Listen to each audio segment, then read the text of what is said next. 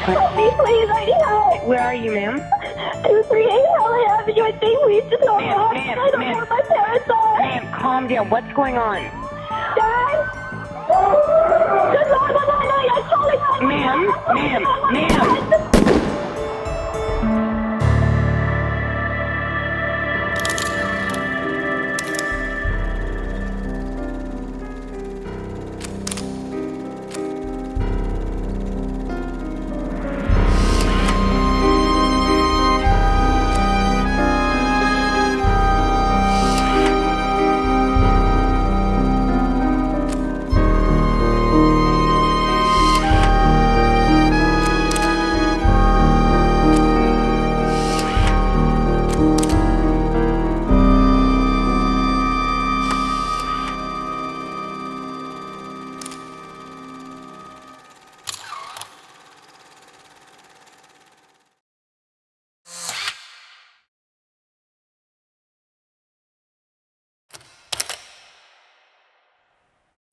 Kembali lagi bersama gua Fajar Aditya. Kali ini di segmen Darah Itu Merah, Jenderal.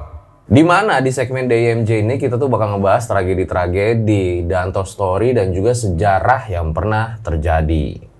Di episode kali ini kalau misalnya kalian tuh pernah dengar cerita tentang maling kundang ya, seorang anak yang durhaka sama orang tuanya, lah ini malah lebih parah. Di sini bahkan orang tuanya tuh sampai dibunuh secara sadis ya oleh sang anak.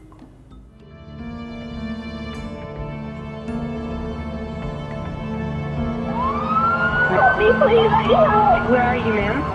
238 Halley Avenue. I think we just got Ma'am, lost. ma'am, I don't know ma'am. where my parents are. Ma'am, calm down. What's going on? Sebenarnya kenapa sih kok sampai tega ngebunuh orang tuanya sendiri, dan kenapa anak ini itu merencanakan pembunuhan sampai sesadis itu? Langsung aja nih kita mulai. Berikut adalah videonya.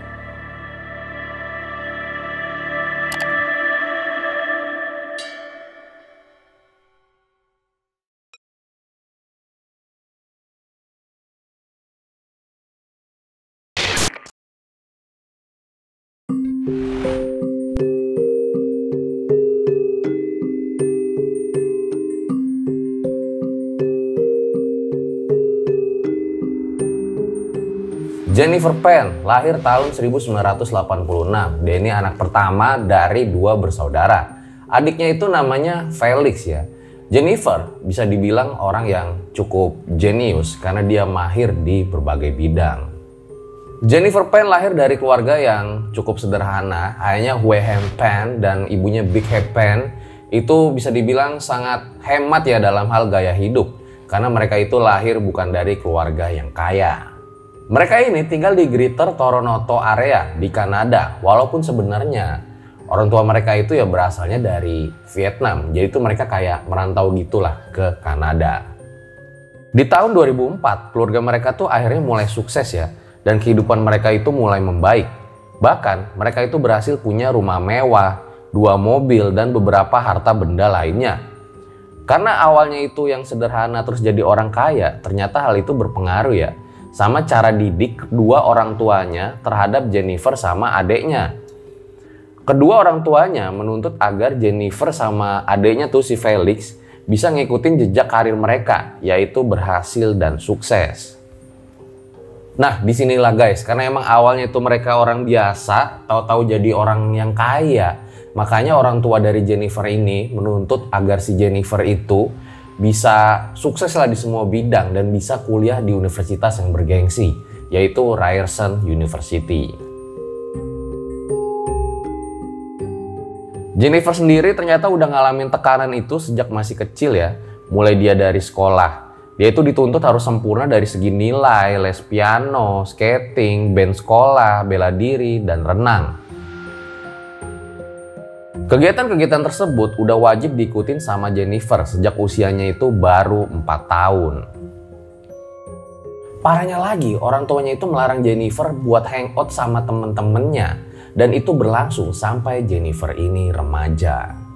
Wah ini gila juga ya. Sebenarnya sih tujuan orang tua dari Jennifer ini bagus ya. Cuman kan masalahnya ada orang yang tahan digituin, ada juga orang yang nggak tahan digituin.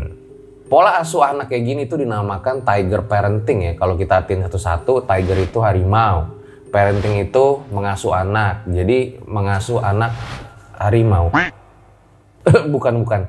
Jadi tiger parenting itu kayak pola mengasuh anak yang otoriter gitulah. Bahkan nih kedua orang tua Jennifer juga menuntut agar nilai Jennifer itu di bidang akademik ya harus sempurna. Jennifer gak boleh dapat nilai B. Pokoknya harus sampai A. Kalau dapat nilai B, dia dapat hukuman dari orang tuanya. Ini gila juga ya, dapat nilai B masih dapat hukuman loh. Bahkan Jennifer ini juga dituntut tuh harus sempurna ya, karena dia harus mencontohkan ke adiknya, si Felix. Jadwal setiap hari Jennifer ini juga udah tertata dengan rapi ya, mulai dari bangun tidur sampai malam dia tidur lagi tuh udah ada jadwalnya, bla bla bla bla bla bla. Nah makanya karena pola asuh dari orang tuanya kayak gini, Jennifer mulai frustasi. Jennifer mulai terkena depresi ringan dan dia pun mulai berbohong kepada orang tuanya mengenai nilai-nilainya.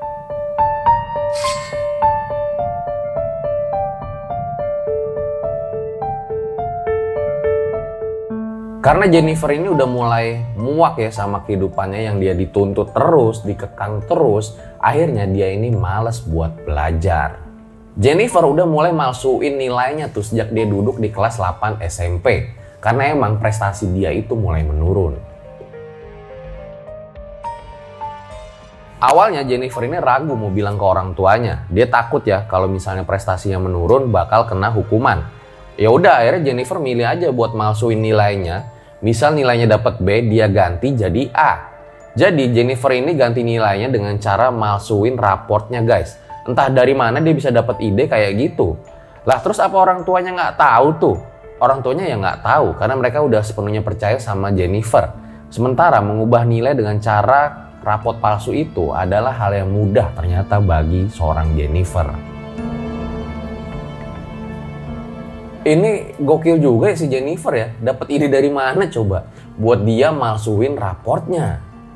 Nah biasanya kalau orang tuh udah bohong sekali, biasanya itu dia jadi ketagihan. Dan ini menurut gua adalah kebohongan terparah yang dilakukan oleh Jennifer. Ketika Jennifer ini udah mulai kenal yang namanya cowok, prestasinya itu juga emang udah makin menurun ya. Hingga ini adalah sebuah kebohongan yang kembali dia lakukan.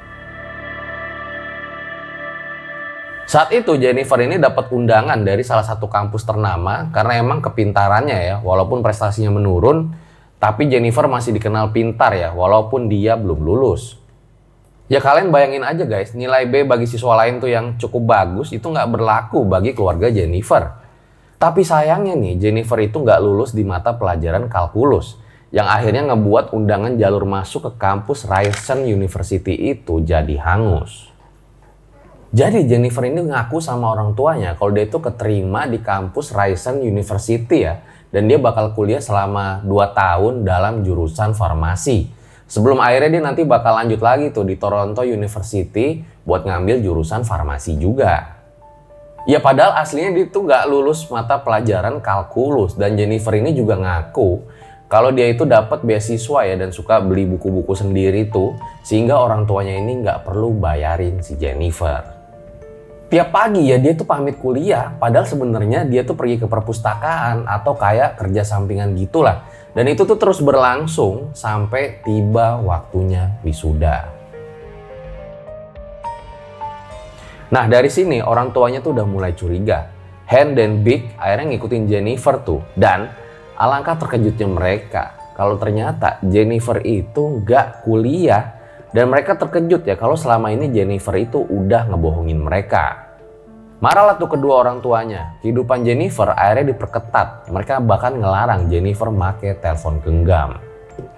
Di kamarnya nggak boleh ada komputer, nggak boleh kencan sama si doi. Bahkan nih kayak odometer dari mobilnya itu selalu dipantau. Jennifer makin frustasi ya gimana caranya dia bisa komunikasi sama temen-temennya dan juga sama si doi ya, dimana Jennifer itu pacaran hampir selama 6 tahun nih sama si doi. Dan juga suka curhat juga tentang masalah orang tuanya.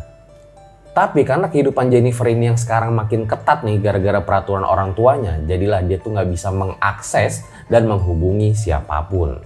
Hingga akhirnya gara-gara masalah ini Jennifer dan Daniel nih pacarnya akhirnya harus putus. Jennifer kembali semakin frustasi. Lagi sayang-sayangnya terus putus, itu rasanya itu kayak gimana guys? Hingga akhirnya muncullah nih ide rencana pembunuhan.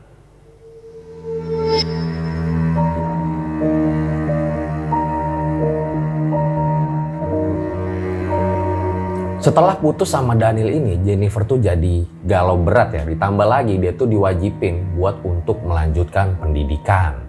Nah, Jennifer tuh yang lagi dalam posisi tertekan nih, akhirnya malah nemuin kehidupan baru ya. Dia deket lagi tuh sama cowok yang namanya Andrew Montemayor.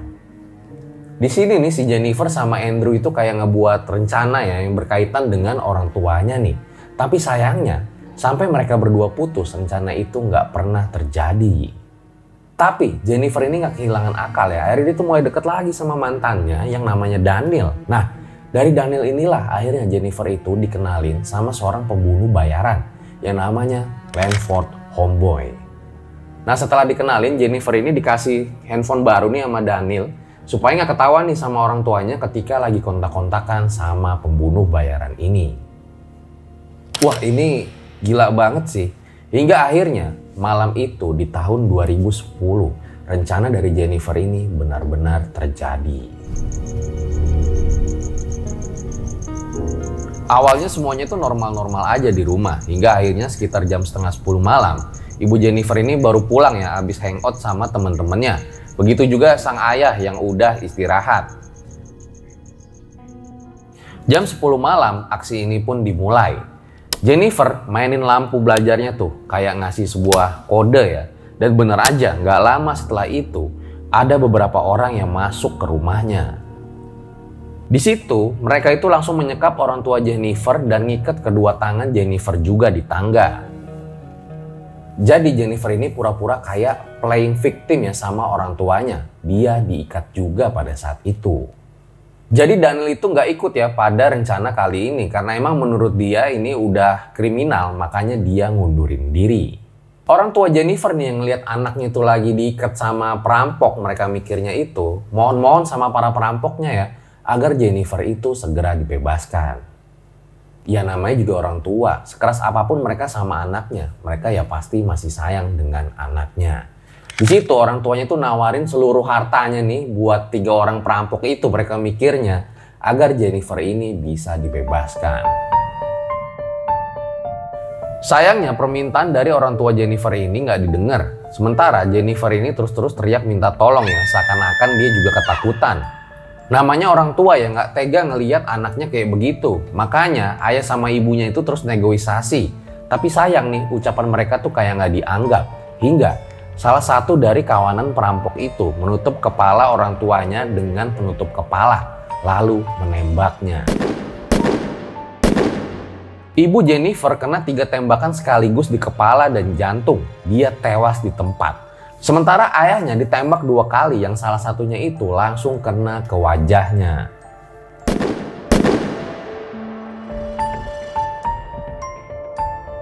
Jennifer itu teriak-teriak ya minta tolong dan dia sempat telepon 911. Dia bilang tuh kalau rumahnya kerampokan dan orang tuanya itu ditembak, walaupun pada saat itu suaranya tuh agak nggak jelas. Help me, please. I need help. Where are you, ma'am? 238 Howley Avenue. I think we just know. Ma'am, I don't know ma'am. where my parents are. Ma'am, calm down. What's going on? Some people broke into our house Okay, and okay. they showed all his money. Okay, I couldn't hear my ma'am, parents yelling ma'am. downstairs. Okay, Please send ma'am, help. ma'am, where are you? 238 what? Avenue. 238 Avenue Road. Yes. Can you spell the street name for me, please? Dad. No, you're calling us. Ma'am, ma'am. Sementara itu ayahnya nih si Han yang masih sadar langsung keluar. Dia minta bantuan tuh dan gak lama polisi pun datang. Sejak kejadian itu, polisi terus melakukan pemeriksaan penuh karena merasa ada yang janggal. Salah satunya adalah gimana cara Jennifer ngubungin 911 kalau tangannya aja keikat. Sementara itu, kalau emang ini perampokan, kenapa benda berharga itu banyak yang nggak dibawa? Akhirnya setelah beberapa kali dilakukan olah TKP, Jennifer ini resmi dijadikan tersangka dengan hukuman penjara seumur hidup tanpa dia bisa mengajukan kebebasan bersyarat, begitupun dengan pembunuh lainnya. Han, ayah Jennifer ini sangat terkejut ya. Kok bisa-bisanya putrinya itu melakukan hal seperti ini? Ya nggak pernah kepikiran kok anak ceweknya si Jennifer bisa bunuh ibunya sendiri. Bahkan ayahnya ini bingung harus bersikap seperti apa ke putrinya. Sementara itu adiknya si Felix nih yang pada saat itu kebetulan lagi di luar kota ya buat kuliah. Juga bilang kalau Jennifer itu menyewa pembunuh bayaran untuk membunuh dirinya. Loh, si Felix kan padahal nggak salah ya. Felix ini bener-bener nggak nyangka, dia kaget dan perasaannya itu agak sedih juga ngelihat kakaknya itu yang tadinya lembut. Kok bisa-bisanya berubah jadi pembunuh berdarah dingin. Felix dan Han sangat terpukul karena kehilangan seorang ibu. Sementara itu Jennifer, dia itu kayak trauma berat, suka menangis dan teriak-teriak seorang diri.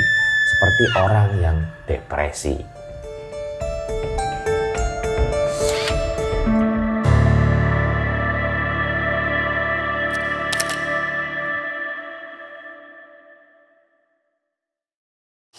Itu dia guys, dimana gila juga ya. Kenapa Jennifer ini nggak coba jujur aja gitu sama orang tuanya. Ma, aku nih nggak suka hidup kayak gini gitu loh. Kenapa langsung dibunuh gitu loh.